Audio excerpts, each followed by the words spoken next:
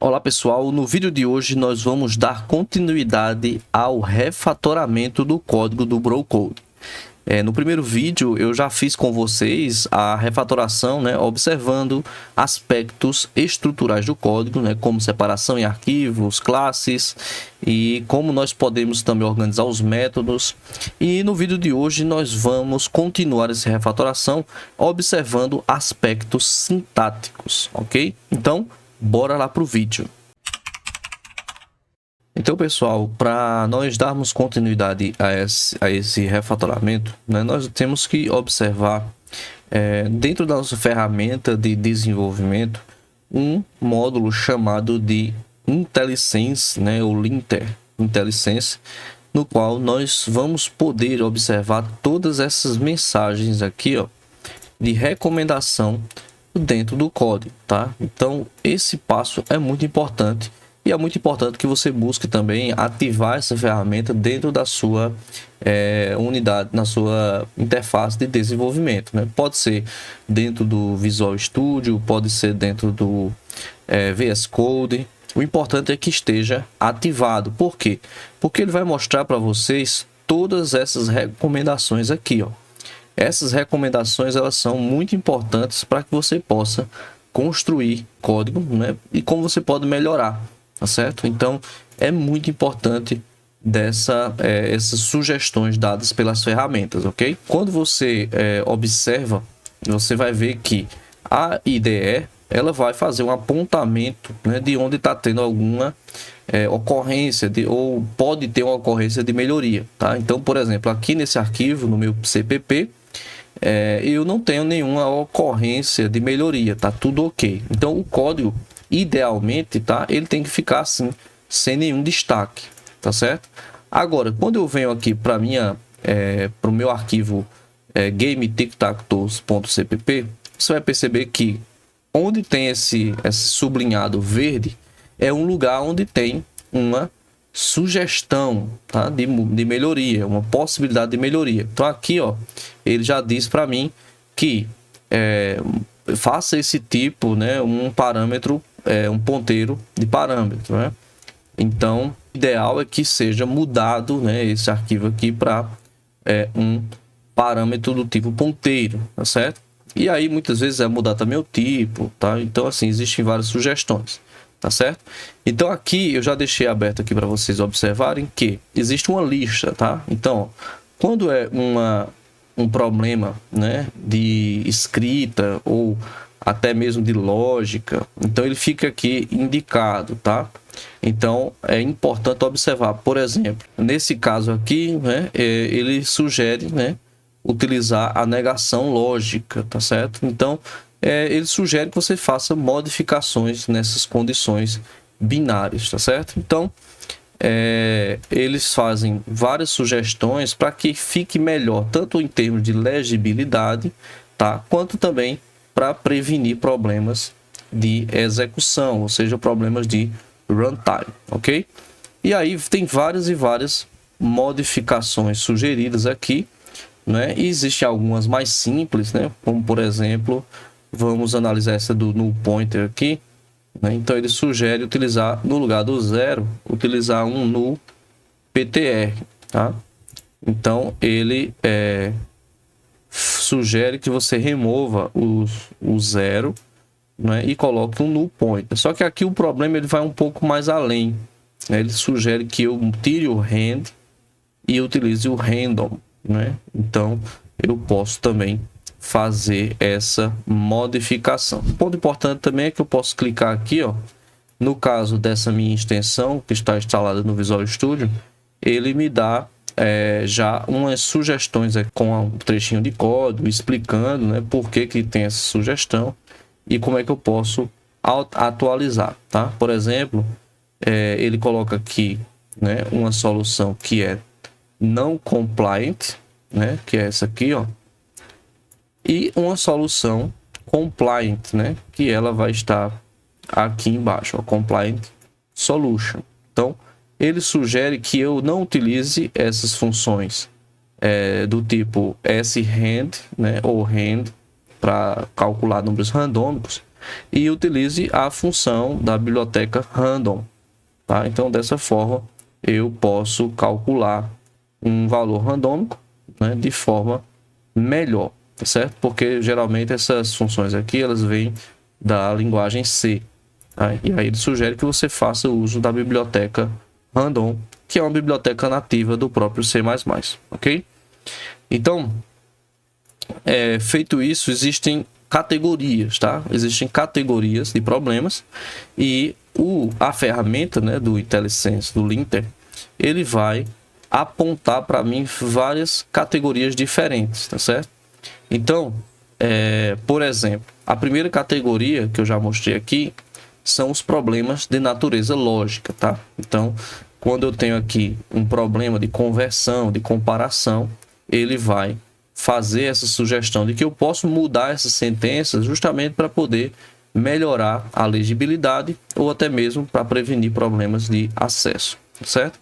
Outro tipo é um problema de ordem de sintaxe, tá? Então aqui também tem outro problema, né, dentro do próprio domínio, no qual ele sugere transformar isso aqui em um problema, em uma variável, né, um operando bool, tá? Por quê? Porque ele prefere que eu trabalhe, né, com os números de acordo com os seus tipos, tá?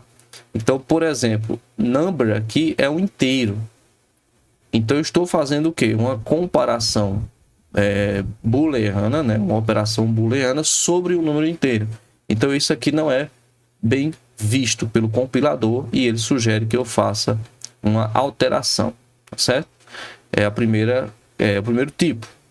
Outro tipo, né, que eu também já falei aqui, o uso lógico, também tem a questão sintática, tá? Tem a questão de bibliotecas, que eu já falei também, né? Por exemplo, o C++, ele naturalmente ele usa algumas bibliotecas do C, porém é interessante que você use as próprias bibliotecas do C++ para que haja uma integração melhor, tá certo? Para que haja uma utilização adequada das funções dentro de cada trecho do código, tá certo? Outro ponto, né? Nós podemos observar que existem aquelas variáveis do tipo string, né? No caso aqui, eu estou utilizando uma variável do tipo char para utilizar, né? No caso como espaços, né? Aqui, a variável espaços. E a sugestão que ele está me dando é que eu use o tipo string, std string. Justamente por quê? Porque o string ele é o tipo nativo para texto, né? Dentro da linguagem C++, né? Então, uma cadeia de caracteres. Então, eu posso utilizar, no caso, ele recomenda, né, que eu utilize a string no lugar de caracteres, né, do tipo, do estilo C, né, C-style. Então, dessa forma, eu vou evitar, né, alguns problemas de memória, uma vez que, quando eu utilizo uma string, eu tenho uma alocação automática de memória, tá? Então, isso é positivo, certo? Então, vejam que eu tenho várias sugestões que eu posso observar, tá certo? Tem outras questões também aqui de otimização de memória, como, por exemplo, essa aqui não é o warning aqui, tá? É apenas a exclamação azul, onde ele me sugere, né, aqui que eu mude os tipos, tá? No caso aqui, faça esse tipo, né, um parâmetro de ponteiro constante, né? Então, ele sugere que eu faça essa conversão, justamente porque eu passo aqui um ponteiro bruto, né? E aí ele está sugerindo que eu faça essa modificação, ok? Então, como objetivo de otimização, pessoal, que você estiver trabalhando com a linguagem C++, vocês podem, né, fazer, diminuir o máximo possível esses warnings, tá? Por quê? Porque provavelmente quando o seu código tem muito warning dessa natureza aqui, é porque você está utilizando operações que são inseguras, né? Ou até mesmo você está utilizando parâmetros, né, com complexidade também, como é o caso aqui, ó, complexidade muito grande, né? Então aqui ele já diz que o nome aqui do problema, né? Ele diz refatoria essa função para reduzir a complexidade a complexidade a complexidade cognitiva, né? Que no caso aqui é de 25, né? E esse método ele está com 33, certo? Então, complexidade cognitiva é justamente o tamanho de operações encadeadas que é feito dentro da função, e aí ele sugere que você remova, tá? Simplifique. Então aqui é possível fazer algumas operações justamente para que a gente possa otimizar e diminuir essas cadeias de ifs, tá? Porque aqui esse método é para checar o winner, né? Checar quem é o vencedor. E aí quando você coloca essa quantidade de if, else, realmente fica bem ruim para que você possa entender, né, todas essas operações, já que chegam aqui a 25 operações, né, a 25 testes, né, cadeia de testes, e aí isso é ruim para que você possa entender. Então a sugestão é que você simplifique esse bloco de código, essa função, ok? Então eu vou fazer aqui algumas operações, simplificar algumas operações para que a gente possa observar, tá? Então primeiramente vamos tentar aqui fazer a alteração desse spaces, né? Então veja que a sugestão aqui é remover, transformar, né, o spaces para string, né? std string. Então o primeiro passo vamos manter o nome, tá? E vamos colocar aqui o tipo, tá? Então nesse caso, quando eu coloco uma string dessa forma, né, eu posso remover apenas o tipo, né, colocar o tipo que eu desejo, nesse caso é o standard string, né? Veja que o problema já foi nessa linha, tá? Porém, eu tenho lugares em que a variável spaces ela era utilizada, tá? Então eu vou observar agora onde ela é chamada, tá? Então vamos procurar dentro do código. Então vamos lá. Eu tenho uma função chamada de drawBoard, tá? Então, ó, o drawBoard ela utiliza um ponteiro de char. Então, o que eu vou fazer? Eu vou substituir também. Só que nesse ponto, eu quero apenas que ele funcione, tá? Eu quero apenas manter o funcionamento. Então, vamos ver se tem algum outro ponto. Aqui está ok. Vamos ver se tem aqui também. Veja, quando eu faço a substituição, né, da variável, ela vai naturalmente, ela tem que ser compatível, tá? Semanticamente compatível. Por que semanticamente? Porque quando eu estiver utilizando essa variável dentro do meu código, ele precisa ser uma representação semelhante ao que eu tinha antes, né? Então, por exemplo, se eu estou utilizando uma string, né, como uma cadeia de caracteres, eu tenho que substituir ela por alguma representação semelhante. Por exemplo, um vetor, né, ou como é o caso, né, o string padrão, né, no qual ela também se assemelha com variáveis do tipo cadeia de caracteres, né? Ou eu posso também utilizar outra abstração, outra variável que seja semelhante, tá? Como, por exemplo, um próprio standard array, tá? No qual ele também ele é semelhante, tá certo? Então isso é importante para quê?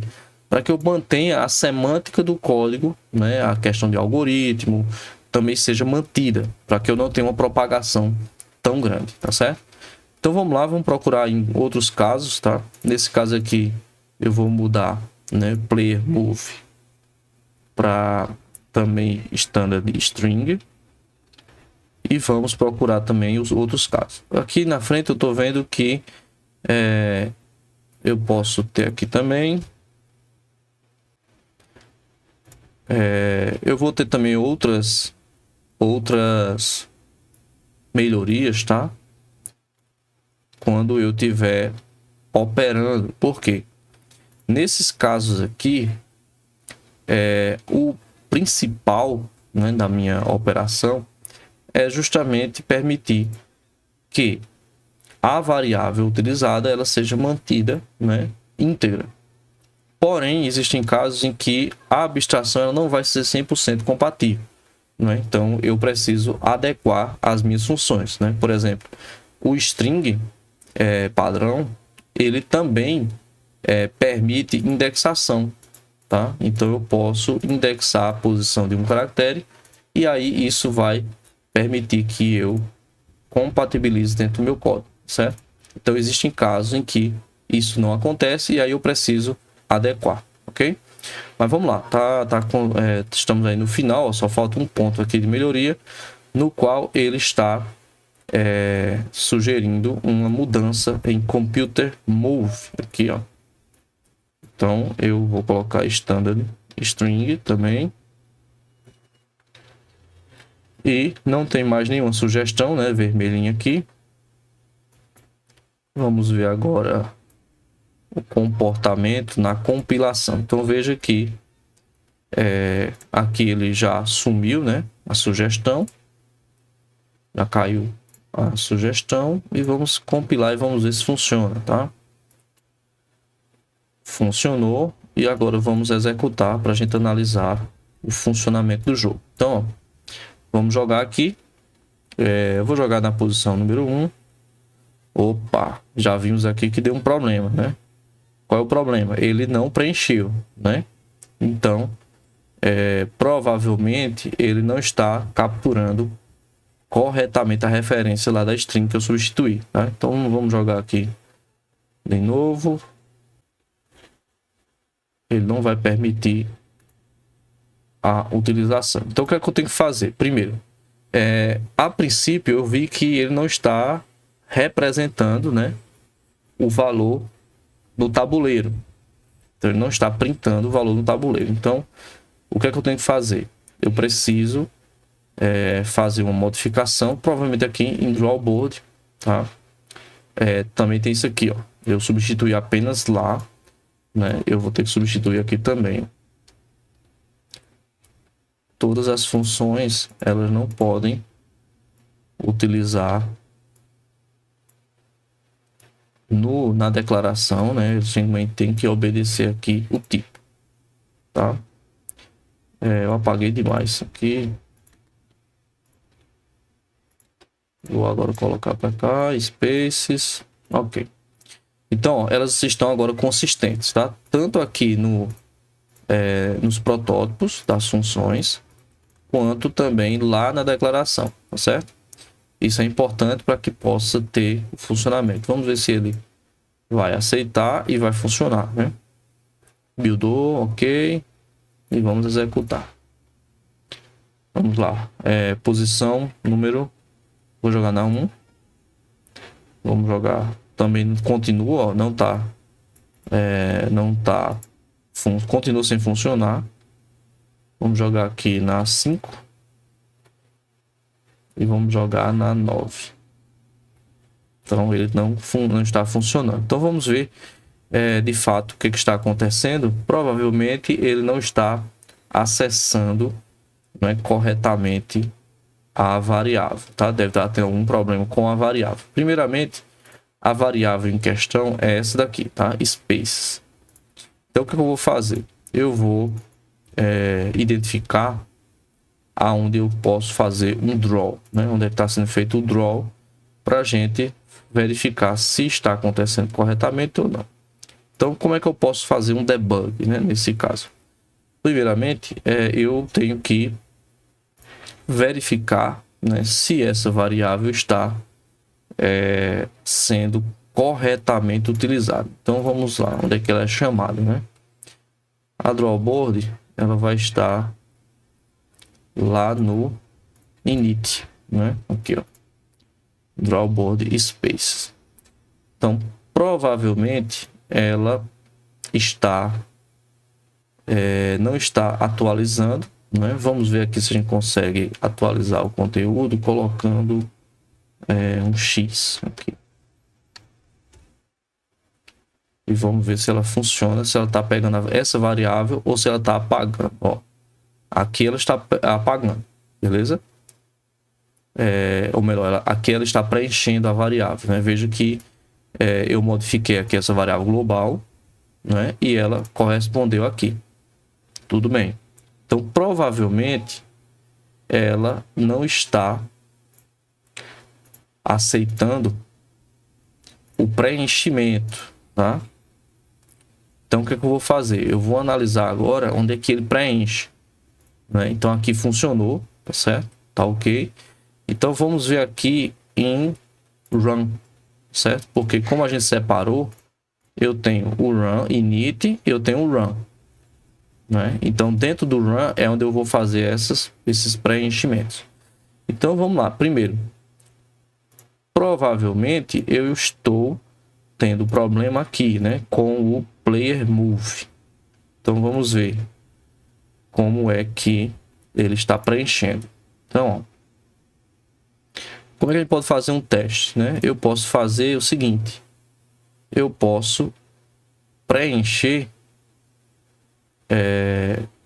inicialmente um valor aqui. Vamos dizer que eu pegue essa string e eu faça um preenchimento aqui, ó. Nesse caso é um caractere simples. Eu posso colocar um X, certo? Então aqui eu posso colocar a posição 0.